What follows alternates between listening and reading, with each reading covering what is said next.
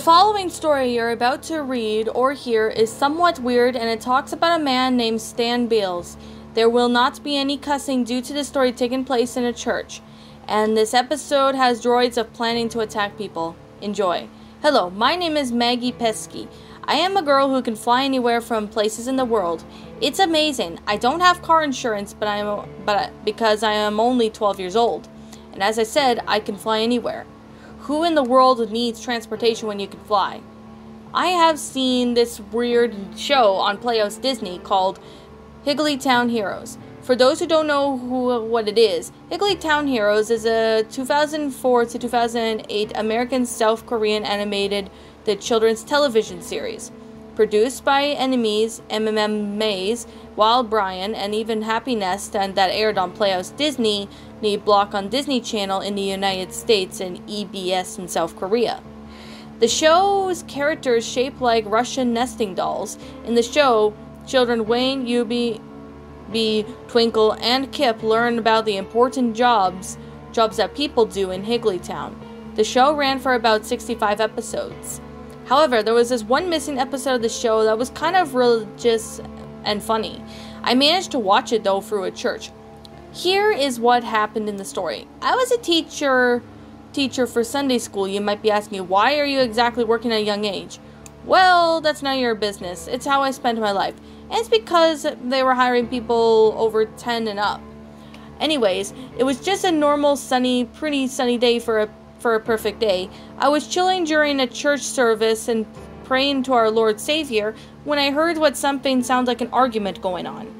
My parents weren't looking, so I saw what the commercial was. When I looked, I saw free foods trying to enjoy church service like me. The milkshake claimed that he needed food so he can be Muscle Man for Halloween, and the meatball-looking meat blob wanted Jesus to be Santa Claus so he could get presents. It wasn't quite Halloween and Christmas yet. It was because somewhere in summer, 15 minutes later, it was time for Sunday school. I led the kids to a classroom. Despite them, they can walk normally. Point is, they get lost sometimes when they need to use the bathroom. If you're curious about the children, I'll tell you who they are. Their names are Nate Gardner, Venita, Kit Secord, or Spike, Caillou, Luz, and Junior, your asparagus. We had a little Bible lesson about Noah's Ark. It was very easy. After that, we decided to watch a biblical video on VHS. We occasionally watch VeggieTales in the Beginner's Bible. While we were going through the cabinet of videotapes, I slipped on what seems to be a videotape of Higglytown Heroes. I decided to go a little bit off topic about every day to solve problems, and I told them that they would be watching a Playhouse Disney show on VHS because we watched VeggieTales 3 Sundays in a row. Thank goodness the tape didn't have any cracks on it. So I inserted the tape in the VCR, and it started to play the intro. It was normal overall. The little title of the episode was called Praying to Stan Beals. I wonder who this episode of this person be. The episode started off with the 5 main protagonists, Yubi, Wayne, Twinkle, Kip, and Fran, and they were all in the movie theater buying tickets for their latest Star Wars movie. But it wasn't Rise of the Skywalker. The next chapter then entitled The Exterminator. I guess Higglytown Heroes had a missing reboot or something and starting to jump to the new saga. They got their ticket and went to their seats. Yubi asked if anyone was excited to see the new Star Wars movie, and they said yes, and the movie was finally starting. After that, it cuts to the outside of the theater, presuming that the movie was over, and I was correct. Wayne claimed that the movie was terrible because they think the droids from the Star Wars should have been in their room by midnight. Kip was really worried, claiming that the quote was indeed real, and it was the first horror show or movie of Star Wars. Yubi learned that the new movie once it has his family, and his mom told him not to say the name of the free droids, it's free times, or they would be in his room. I told the Sunday school kids not to do it, or they'll be haunted by droids. In the first scene, Yubi decided to see if he was right about the droids saying their name 3 times, and he was right. The droids started firing stuff in Yubi's room, and Yubi started to run into the bathroom, locking the door. He later calls his friend Wayne, claiming that they were right about the droids. Fran then claimed and found out that someone can save us. Just then, they started singing the Higglytown Hero song. Someone special, who can it be?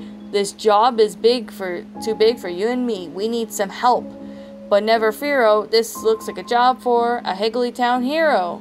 A Higglytown hero.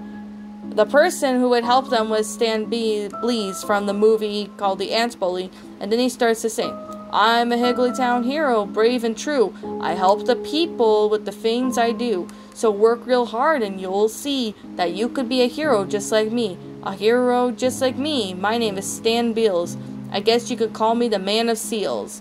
I am the exterminator and my favorite movie is The Terminator. I'll protect you from all these weird droids. Send them back to their own voids and make sure they're very unemployed. I'll make sure that they're destroyed. Wayne then asked the exterminator if he could exterminate the frog named Courage, who framed Courage the dog. Then Kip asked if he could attack the bug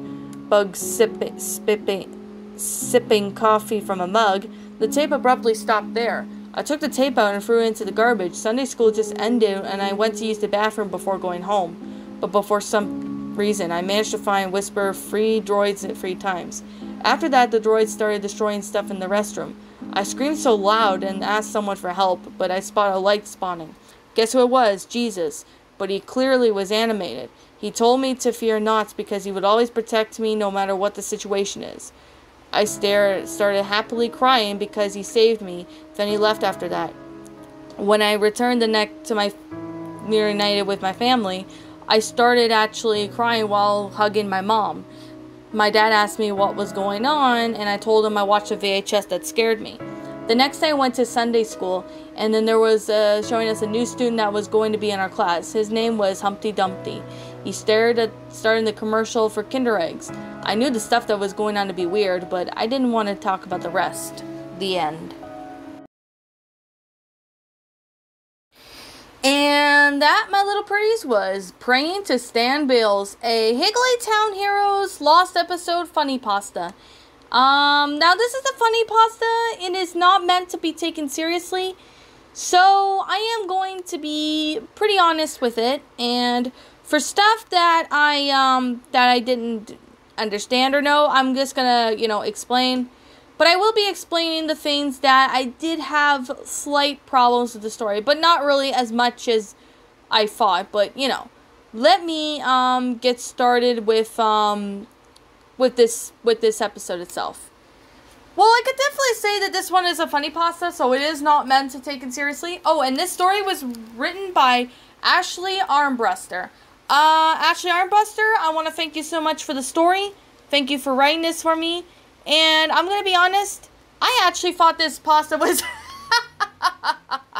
Oh, it was really funny. I can definitely say that. There was definitely great stuff I have to say about it. Now, of how it all flowed out well, that's actually the very most positive thing I could definitely say about this pasta.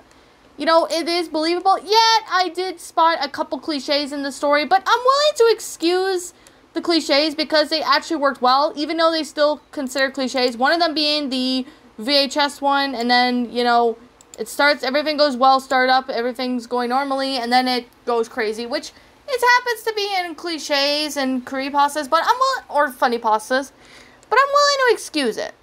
Now, I actually thought this pasta was actually really funny.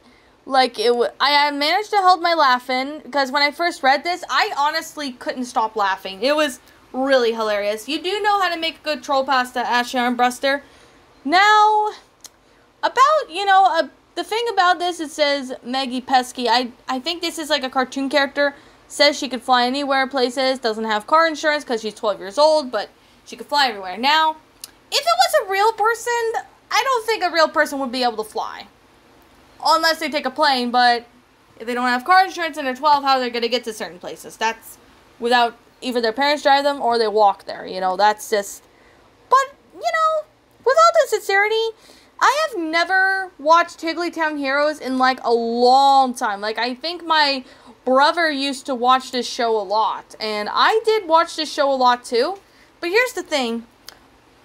Playhouse Disney had really good shows back then, but I am sad that they don't have them anymore. It's really sad that they don't really, have, Playhouse Disney Channel anymore, which is very sad. I wish that channel still existed, because then that way, But all due sincerity, Higglytown Heroes was a pretty interesting show. And I will be explaining why I don't watch TV too much anyway. Now, first of all, I'd like to say that I found this story to actually be really, really funny. I actually found it to be pretty good. Now, I like the concept itself, and I honestly found the concept to be rather enjoyable. The grammar was obviously really well done. The storyline was amazing. The sentence structuring was good, and the paragraph structuring was awesome as well. I definitely have to say, there is definitely a lot of time and effort into the story, and this is a very good positive that I do have with the story, is that there was definitely time and effort into the story. Here's something I'm going to say right now. I don't understand why people don't seem to put any time and effort into lost episode pastas nowadays, but this funny pasta is actually pretty good. And I know it's a funny pasta and it's not meant to be taken seriously, so I'm going to be, be completely honest. This story was actually really amazing. And it really amazes me to say that this story was actually pretty good. Like the grammar and everything, it all flowed out well. Now, I did notice maybe there were a few grammatical errors that I believe I saw in there halfway through it, but I'm willing to excuse it because there's like a really good reason why all this stuff happened. But to be completely honest, having it being found on the cabinet of a Sunday school in a church. Now, this kind of makes me wonder of who put it there. Like, maybe it could be one of the recent people that were in the church in that room deciding to do that. Which, that's actually my theory, Armbruster, but you can explain to me, how was that VHS able to get there? Like, I know it's a funny pasta, and most funny pastas don't, like, not all funny pastas have to make a whole lot of sense, but only you're the writer, so you can kind of explain to me about it. But if there was a reason on who put it there, is there like an explanation on how it got there or something like that, even though there's no explanation? I get it that some funny pastas do tend to do that, but I still wonder if that's the case. Because I would really like is a little bit of an explanation to, explain about how would that thing actually get there or something. Because, that's just my opinion, just to kind of, explain a little better. And then that way it would be a lot more interesting. But other than that, the story itself was just absolutely amazing. It flowed really well, and it's actually a really good creepypasta.